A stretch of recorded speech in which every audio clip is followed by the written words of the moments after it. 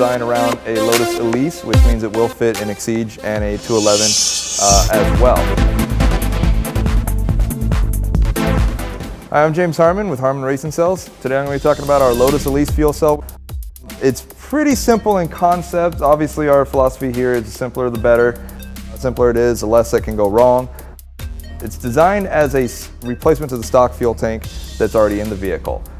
We've got stock sizes to hook up directly to the existing vent and fill line.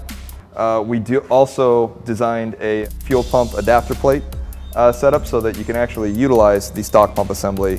Nice thing about this, really compact. It adds about another 3 to 3.5 gallons in capacity to the cell. You can pump out just about all of it, and you can still use all your stock float arms, pumps, as I said. Anything that comes with the stock tank you can use on this.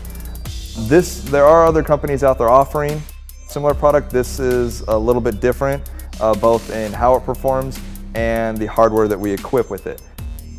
One of the key defining features is actually on the fill plate here. We have an anti-spill welded to the bottom of the plate. One of the standard safety features we always do. We don't let fuel cells go out without anti-spills or check valves. And we have a custom machine discriminator valve on top. Common question we get with customers is, what's the difference between a check valve, a vent, and a discriminator valve? Well, vents generally don't have any kind of ball to prevent fuel from going out of the vehicle if the car goes upside down or sideways or gets in an accident. Check valves and vents are kind of a synonymous term. Check valves have a ball or some sort of flapper valve that prevents fuel from going up in the line, basically just allowing air in and out of the tank. But once again, if the car goes upside down, fuel's not going to go up through the line. Discriminator valves are a little different. They're combination check valve. They usually have several working parts on them. This one has 2. What it does is it allows air in and out of the tank, but it does have a float ball inside of it, so that as the fuel level rises, when you're filling up the cell, the ball will shut off fuel flow out of the vent.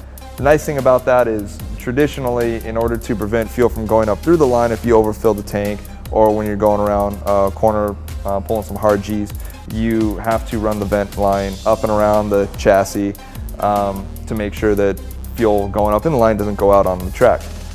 Very big problem with people that are racing road racing, because usually any fuel spillage results in some sort of penalty or disqualification. We want to make sure that doesn't happen. The nice thing about this discriminator valve is you do not have to run the vent line up and around the chassis. You can run it straight up and out of the vehicle if you wish, because once again, fuel is not going to come out of that vent line. The other thing that's different with this is our pump adapter plate, as I mentioned before. Very simple design.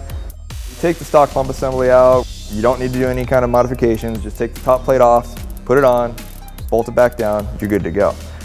We do have customers that are running modified motors, in which case they're running higher pressure ratings than what the stock pump is designed to do. So upgrade to an aftermarket pump assembly.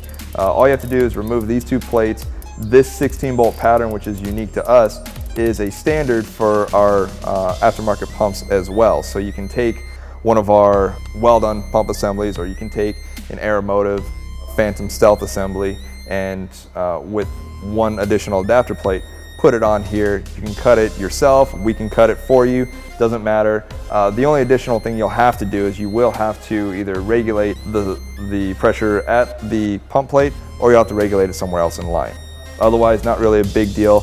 Conversion cost is minimal, and you can crank this thing out to anywhere from 500 to 700 more horsepower, which is a lot for a Lotus. Not really advised, but it is possible. We also offer a FI cover. We call it a cover plate. It's actually designed to go on your body somewhere on the chassis of the vehicle. Now, with this being surrounded by a bulkhead, it's not always easy to verify the manufacturing date. So we've got all the relevant information you need right here, laser etched into an anodized aluminum plate. It's got serial number, it's got the FIA number. One is good for 5 years, so you'll see the date extent not valid after the month and the year. FIA regulations require that even though we offer a 7-year certification program, it does require us to re-inspect the cell after 5 years. And so one of the things that we do is we offer the 7-year warranty, which means that after 5 years, you get us a cell, we do a quick test on it, do an inspection, make sure that anything and everything on it's still working, because once again it is under warranty, and from there we reissue one of these. We bond on a new FIA sticker in the appropriate location, and you're good to race with it for another 2 years. We're one of the only manufacturers doing that, and you can use this in any FIA sanctioned event. A lot of our customers use this in club racing like Lotus Cup USA. They'll race it in NASA, SCCA.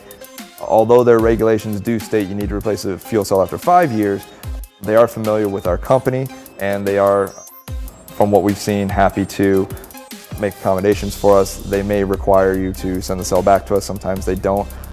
Once again, that's something that you're going to have to probably talk to your specific tech advisor. However, it is perfectly acceptable, and most of our customers are using this for the full 7 years before they're replacing it, which gives you another 40% more race life on this versus similar models out there. One key component about this that makes it different internally is how we've baffled the foam. We do use a combination of traditional foam baffling and a resin baffle on the inside, using check valves to allow fuel in one direction, not out. We also have a vent tube on top and an equalizer tube on the bottom, so that while this side may fill up, if you're stopped in the pits for a minute, something like that, you kind of want to get a rough idea of what your fuel level is, it will equalize out fairly quickly, and so you can actually use your gauge instead of just not being able to use it with other baffled systems. Sometimes you're not able to.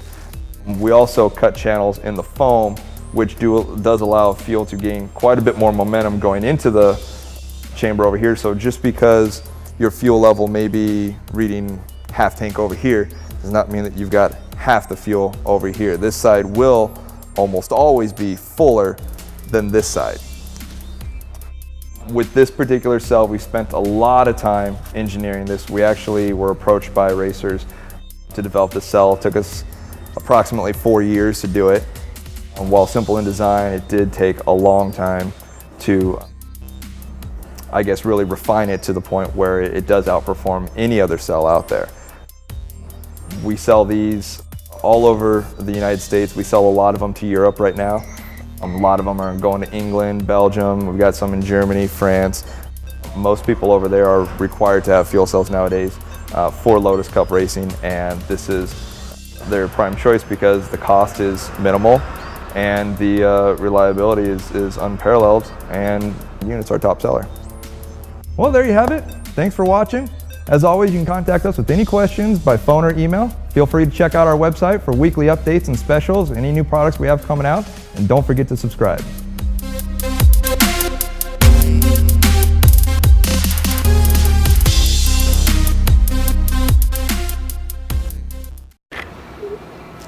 So there you have it.